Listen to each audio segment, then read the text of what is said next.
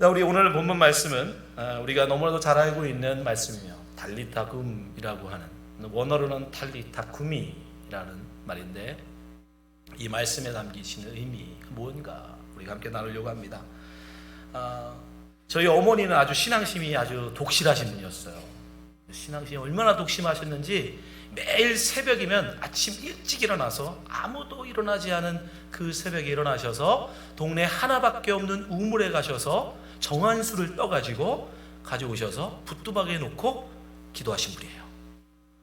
여러분, 정한수가 뭔지 아십니까? 정한수는요, 아무도 떠지 않은 제일 먼저 뜬 우물물이에요. 부정하지 않은 아주 깨끗한 정한, 그래서 정한수라고요. 그 물을 떠갖고 오다가 여자를 만나면 부정해집니다. 그래서 정한수를 뜨려면 아무도 일어나지 않은 새벽에 제일 일찍 먼저 일어나야 돼요. 그래야 정한수를 뜰 수 있어요. 저희 어머니는 새벽마다 그 정한수를 뜨고 붓도박에 놓고 기도하신 분이에요. 정월 대보름이 되면 그 없는 살림에도 불구하고 시루떡을 쪄가지고 그걸 밤에 장독대에 가지고 나가셔서 지프를 깔고 그 위에다가 떡을 엎어놓고 초를 꽂고 달님에게 기도하시는 분이에요. 그렇게 신앙심이 아주 독실하신 분. 그럼에도 불구하고, 어머니의 그런 독실한 신앙에도 불구하고 저희 어머니는 많은 환난을 당합니다. 작은 아들을 사고로 잃고요, 첫 손주를 100일 만에 잃습니다. 가장 결정적인 건 남편마저도 잃게 돼요. 그때 저 어머니가 선언하셨습니다. 나 이제부터 미신 안 믿는다. 나 교회 간다. 아무리 정성을 다하고 지성을 다했음에도 불구하고 응답해주지 않는 그런 신이 무슨 의미가 있냐. 우리 어머니가 그렇게 정성을 다했음에도 불구하고 왜 그런 사고와 사건과 아픔, 늘 어머니가 기도하신 건 한 가지예요. 저희 가족의 안녕이었어요. 건강이었어요. 그럼에도 불구하고 왜 그 기도가 응답되지 않습니까? 저희 어머니가 가진 신앙은 뭐냐? 저희 어머니가 가진 믿음이 뭐냐? 지성이면 감천이다. 내가 정성을 지극히 다하면 하늘이 감동하여 나에게 응답해 줄 것이다 라고, 복을 줄 것이다 라고 하는, 지성이면 감천이다. 그러면 교회에 와서 1월 성신이 아니라, 여러분, 하나님께 우리가 지성을 다하면 하나님이 감동해서 우리에게 복을 주십니까? 아닙니다, 여러분.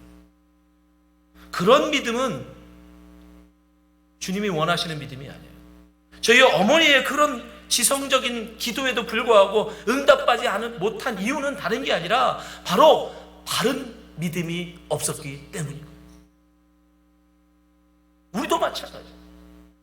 여러분이 하나님의 이름을 부르고 예수님의 이름을 주님으로 부른다 할지라도 여러분이 혹 믿음이 지성이면 감천이다라고 하는 그런 믿음으로 혹 여러분이 기도한다면 하나님은 그런 기도에 응답하지 않습니다. 예수님이 우리에게 원하시는 믿음은 그런 믿음이 아니에요. 만약에 지성을 다하는 것이 하나님이 원하시는, 예수님이 원하시는 그런 것이었다면 지금 본문에 나와 있는 많은 사람들이 지금 예수님을 밀고 당기고 수많은 군중들이 예수님 딱 있었는데 왜 12의 혈류병하는 여인과 이 야이로라고 하는 이 사람만 응답받습니까?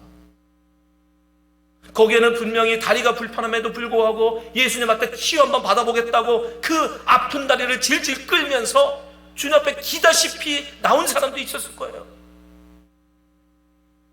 앞을 보지 못함에도 불구하고 그 한번 나아보겠다고 더듬더듬 여기저기 넘어지고 부딪혀 가면서 예수님 앞에 나온 안 못 보는 사람도 있었을 것입니다. 그들의 정성이 부족합니까? 그들의 지성이 부족합니까? 근데 그들은 치유받지 못해요.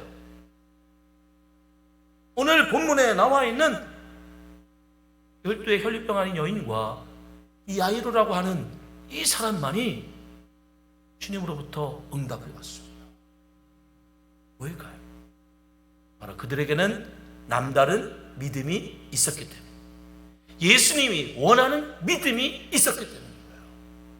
지성이 아니라 주님은 우리에게 믿음을 원하십니다. 아멘. 우리가 하나님 앞에 기도할 때 응답받는 건 지성으로 응답받는 게 아니라 믿음으로 응답받는 거예요. 주님이 원하시는 믿음을 우리가 가질 때에 주님은 그 믿음을 보시고 우리에게 응답해 주시는 겁니다. 그러니까 우리가 이 믿음을 갖는다면 우리도 이 야이로처럼 하나님 앞에 응답을 받을 수 있는 것입니다. 그럼 어떤 믿음일까요? 두 가지죠. 첫 번째, 어떤 어려움과 환난 속에서도 믿음을 포기하지 않는 믿음. 믿음을 붙드는 사람. 어떤 시련과 아픔이 온다 할지라도 그 내 안에 가지고 있는 그 믿음을 포기하지 않을 때 주님 우리에게 응답해 주십니다. 오늘 우리가 본문에 읽은 이 야이로의 딸의 고치는 이 사건은요, 꼭 짝을 이루어 나오는데 그게 누구냐면 12의 혈류병 앓는 여인의 치유 사건이에요. 이 야이로는 당시에 회당장이었습니다. 회당장은요, 당시에 한 회당에 지금의 교회 같은 곳이에요. 이 회당을 이끌어가는 세 사람의 회당장을 뽑습니다. 이 회당장들은 예배를 인도하고 다음에 누가 설교할 것인지 이런 것들을 정해주고 질서를 유지하고 이끌어가는 그런 사람들이에요. 야이로는 그 회당장 중에 한 사람이었어요. 그러니까 사회적으로 굉장히 존경받고 사회적으로 굉장히 인정받는 사람이었어요.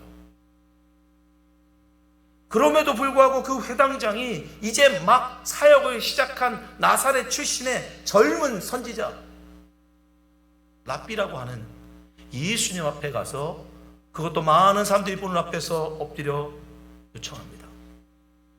우리 딸이 죽어가니 그 집에 가서 우리 딸을 좀 살려주십시오. 근데 예수님께서 흔쾌히 허락하세요. 기쁜 마음으로 이제 주님과 함께 집으로 가고 있습니다. 근데 웬 여인이 나타나서 여인은 예수님의 옷자락을 만지면서 시간이 지체돼요. 심지어 예수님은요, 아시면서도 불구하고 굳이 그 여인을 찾아내요. 누가 내 옷에 손을 대었느냐.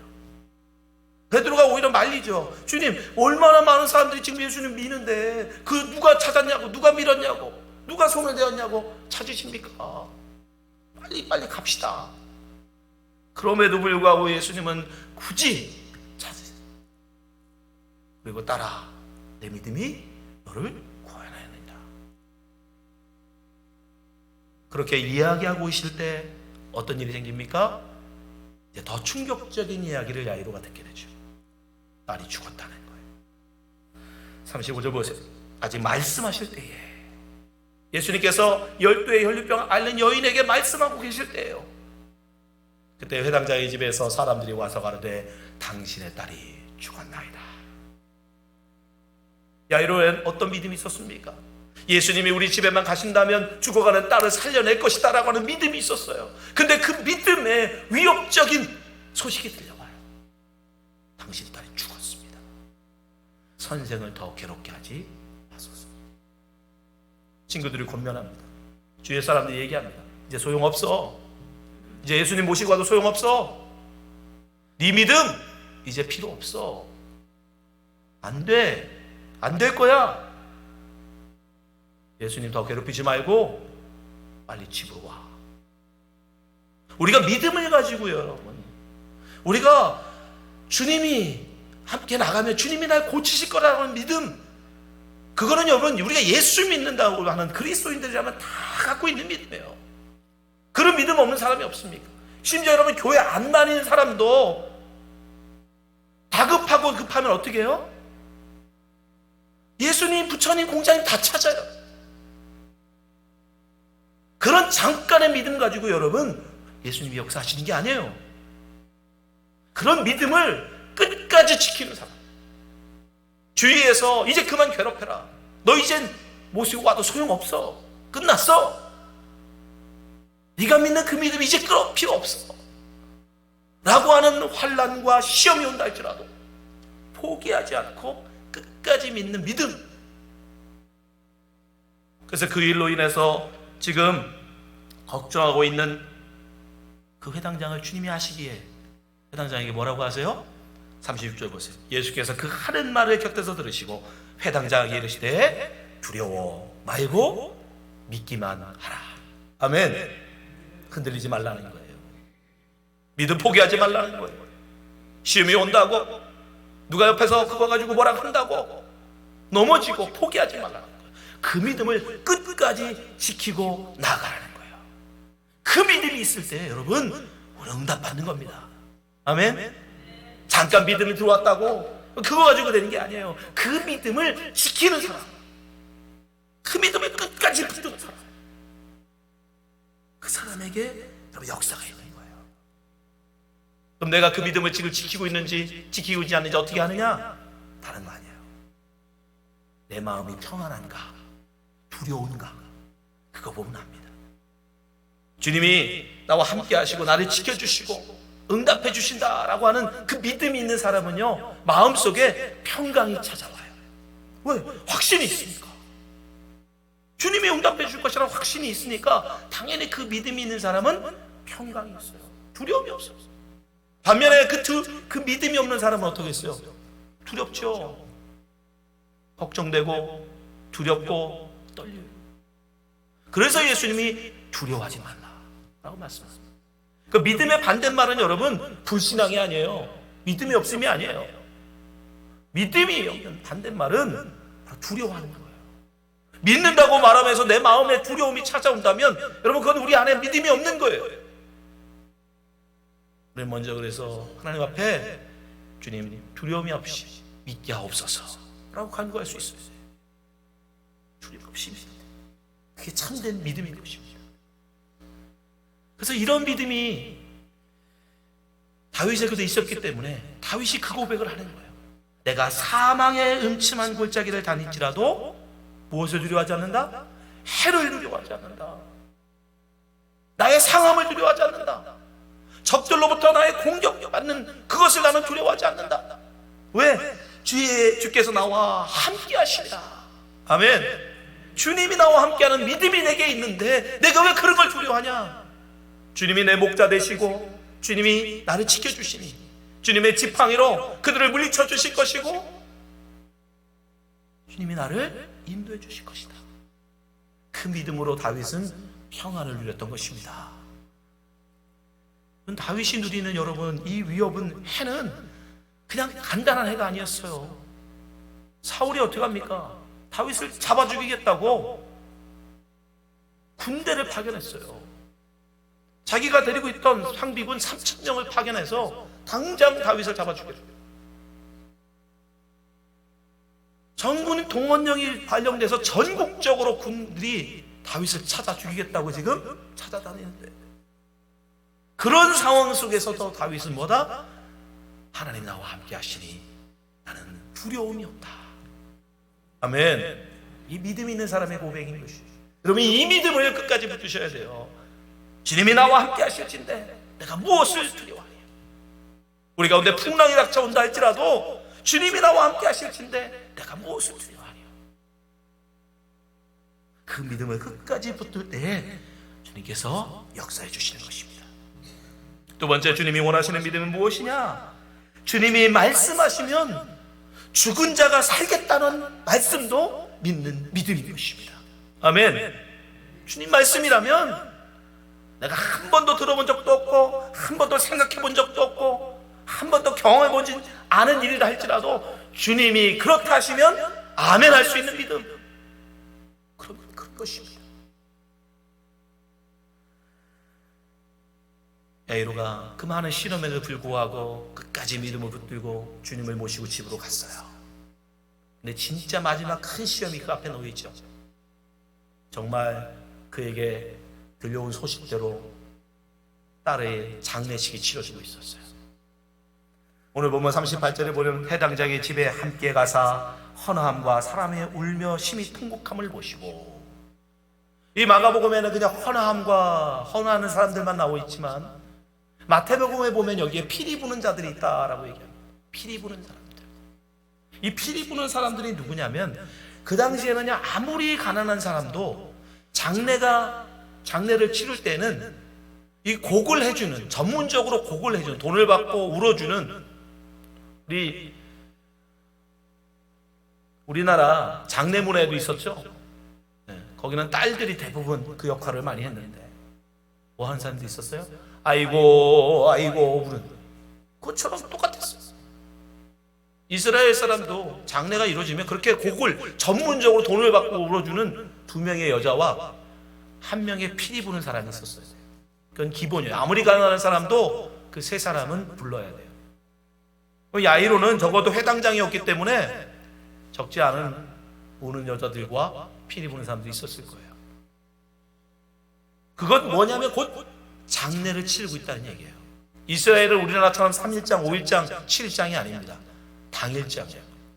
시신을 하루 넘기지 않습니다. 그러니까 지금 딸의 장례가 치러지고 있는 거예요. 소문으로만 들었는데, 말로만 들었는데, 이제 야이로는 직접 자기의 딸이 죽었음을 확인하게 됩니다. 하나밖에 없는 딸이 여러분 그냥 설 죽었는데 사람들이 장례를 치르겠습니까? 확실히 죽었다는 거예요. 누구도 부정할 수 없을 만큼 명확하게 지금 딸이 죽었다는 것을 의미하는 거예요. 근데 예수님이 거기에 뭐라고 말씀하세요? 39절에 보니까 들어가서 저에게 이르시되 너희가 어찌하여 헌하며 우느냐? 이 아이는 죽은 것이 아니라 잔다 하시니. 주님이 새로운 말씀을 선포하십니다. 놀라운 말씀을 하세요. 이 아이는 죽은 것이 아니라 잔다. 예수님께서 지금 이 마가복음 5장 이때까지 한 번도 죽은 사람을 살리신 적이 없어요. 중풍병자를 고치시고 귀신 들린 자를 고치시고 병든 자들을 고치셨지만 죽은 자를 살리셨다고 한 기록은 없어요. 그러니까 야이로는 한 번도 들어본 적이 없는 거예요. 죽은 자가 살아난다. 근데 예수님 말씀하시는 거예요. 넌 죽은 게 아니야. 자는 거야. 이 말에 사람들은 어떻게 반응합니까? 비웃죠. 사람들이 비웃습니다. 어떻게 죽은 자가 다시 사냐? 사람들이 비웃습니다. 여러분 둘 중에 하나죠. 사람들과 함께 예수님의 그 말도 안 되는 말을 함께 비웃든지 아니면 그럼에도 불구하고 그 말씀을 붙들든지.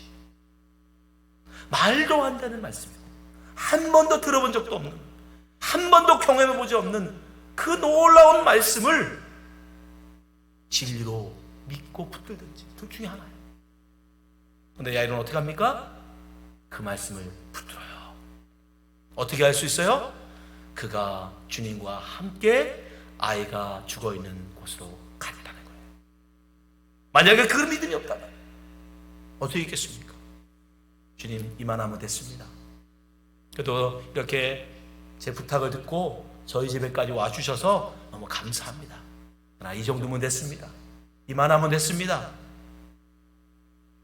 죽는 것도 하나님의 뜻이겠죠. 그리고 예수님 돌려보내지 않겠습니까? 근데 그가 예수님과 함께 그 죽어 누워있는 딸의 방으로 들어갔다는 건 뭐예요? 그도 그 믿음을 가졌다는 거예요. 그래, 우리 딸은 죽은 게 아니라 자는 거야. 자는 거야. 이 믿음. 정확하게 말하면 예수님께서 야이로에게 이 믿음을 가르치고 계신 거예요. 이 믿음을 가지라. 야이로에게 이 믿음이 있었던 게 아니라 예수님께서 지금 야이로가 이 믿음을 갖기를 원하시는 거예요. 여러분 믿음은요 우리 게 아니에요. 여러분 우리 믿음은 우리 속에 있어서 우리가 뭐 이거 꺼내고 밝히는 게 아닙니다. 주님께서 주셔야 가질 수 있는 거예요. 아멘. 죽은 자가 살아나는 게 어떻게 믿어집니까 여러분? 그건 과학적으로 상식적으로 논리적으로 말이 안 돼요. 그럼에도 불구하고 어떻게 우리가 그것을 확신할 수 있느냐? 주님의 우리에게 그 믿음을 주셨기 때문에, 허락하셨기 때문에. 그 말도 안 되고 논리적으로 말이 안 됨에도 불구하고 우리가 그게 믿어지는 거예요. 바로 주님께서도 야이로에게, 그래서 제자들 중에 모든 제자가 아니라 베드로와 야고보와 요한만 데리고 들어가시는 거예요. 너희들은 이 믿음을 가져야 된다. 죽은 것이 아니라 자는 것이다. 야이로가 그 말도 안 되는 것 같은 그 말을 믿고 주님과 함께 그 방에 들어갔을 때 어떤 일이 벌어나요? 정말 주님께서요. 이게 굉장히 놀라운 일이에요. 주님께서 그 사람들을 다 내보내시고 오직 그 세 사람, 네 사람, 제자 3명과 그 부모들만 데리고 그 딸을 어떻게 합니까? 41절, 그 아이의 손을 잡고 가라사대 달리타 쿰. 달리타 쿰. 여러분, 이 달리타 쿰은 우리 한글 성경이 너무 멋있게 정말 극적으로 표현했죠. 이거는 아람어예요. 아람어. 원래 성경이 쓰여진 헬라어도 아니고요, 그 당시에 히브리 사람들이 주로 사용하던 언어, 이 아람어였거든요. 그 아람어를 여기다 기록해요. 일부러 강조하려고 그런 거예요. 예수님이 다른 말씀이 아니고 달리타 쿰이, 원래 원어대로는 달리타 쿰이라고 말을 썼다. 근데요, 이 말은 예수님이 처음 하시는 말이 아니라 그 당시에는요, 매일 아침마다 엄마들이 딸 깨울 때 하는 말이에요. 야, 일어나! 아침이야! 빨리 일어나! 밥 먹고 학교 가야지! 매일 아침마다 집집마다 딸들을 깨울 때 하는 말이에요. 달리다 쿰. 야, 빨리 일어나! 일어나! 예수님께서 지금 마치 엄마가 딸을 깨우듯이 그 소녀의 손을 잡고 달리다 쿰! 야, 일어나야지! 일어나야지. 왜요? 죽은 게 아니라 자는 거니까. 예수님은 지금 이 아이로에게 그 믿음을 가지라고 하셨잖아요. 이건 죽은 게 아니라 자는 거다. 그러니 내가 자는 자를 깨운다. 달리다 쿰. 너 딸 잘 때 아침에 그렇게 깨우지? 달리다 쿰. 내가 네 딸 깨울게. 달리다 쿰. 야이로의 그 믿음대로 주님께서 지금 그를 깨우시는 거예요. 그럼 주님은 우리의 믿음을 따라 역사하십니다.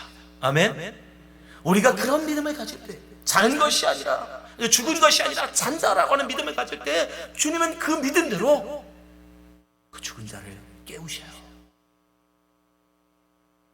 오라비가 죽어서 슬피 울고 있는 마르다에게 예수님이 뭐라고 하십니까? 예수께서 가라사대 나는 부활이요 생명이니 나를 믿는 자는 죽어도 살겠고 무릇 살아서 믿는 자는 영원히 죽지 아니하리라. 이것을 내가 믿느냐? 아멘. 마지막 그게 중요한 거예요. 너 이걸 믿어? 그럼 내가 보여줄게.